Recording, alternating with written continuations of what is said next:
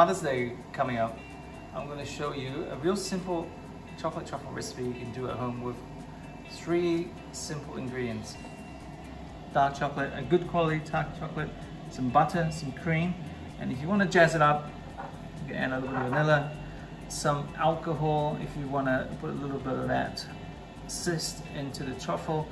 I'm going to use Cointreau today, but you can use whiskey, you can use some cognac, some rum, whatever you got at home. So this recipe too is very simple. I'm using a pot, induction top. One of the best things about induction top, you can control the heat. So what we're going to do, we're going to add our cream into the pot. And we're going to warm our cream up. So our cream goes in. All we want to do here is warm the cream enough so it can melt the chocolate and the butter at the same time. So I'm going to put it up to 5, slowly bring it up to a warming temperature. So our cream has come up to temperature. What I'm going to do, I'm going to turn this down to 1. So it's on the real low heat at the moment. Add all your chocolate at once. Just the other thing too, when you actually cut your chocolate up, just cut it up in real small pieces. That makes it easier to melt when you actually put it on the stove. So just give it a good stir. At this stage, you can add also your butter. So this is 60 grams of butter, unsalted butter. It's being diced up real small. 125 grams of dark chocolate. I'm using a 70% dark chocolate here. And also 60 mils of cream, double cream or single cream. And all you need to do is slowly stir that through so it's completely melted through. So after a couple of minutes, our chocolate and butter is completely melted through to our cream, and that's been on 1 the whole time, so it's on real low temperature and it's nice and smooth and glossy. At this stage, you can add a little bit of vanilla.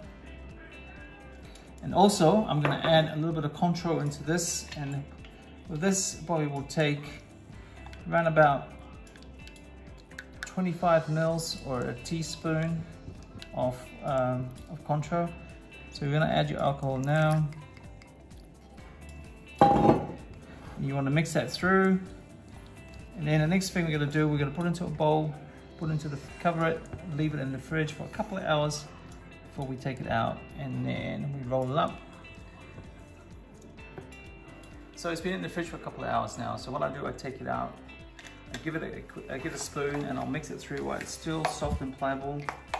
And then another thing I like to do, I'll take a teaspoon and I'll start. I use a bit of a tray, some greaseproof paper.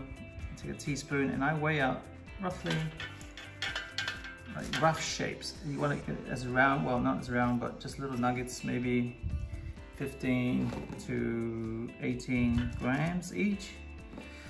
If you want a scale, you can use a scale, but I roughly just use a teaspoon as your measurement.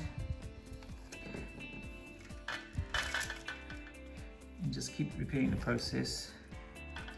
Because sometimes if the ganache sets up quite hard, it's actually quite hard to roll them. So what I like to do at this stage is break it up, give it a quick sort of whisk with a spoon. And then what I'll do with this, I'll put it back into the fridge, give it about 15 minutes, and then roll them, in whatever coating you choose to use. So our truffle's been in the fridge for about 10 minutes. So this is where it gets really messy.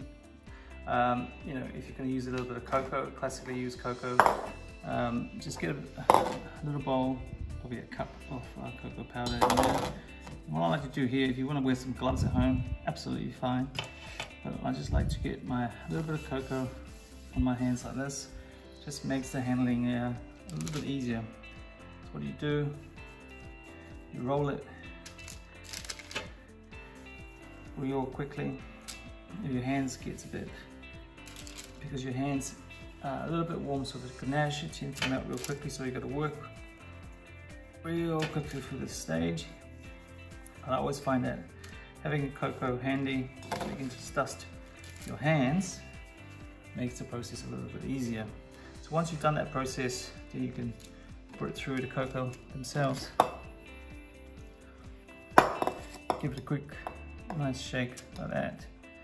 Then there's our truffles, and then you can put them into the fridge, chill them before you serve them, and then we'll just serve them a bit later.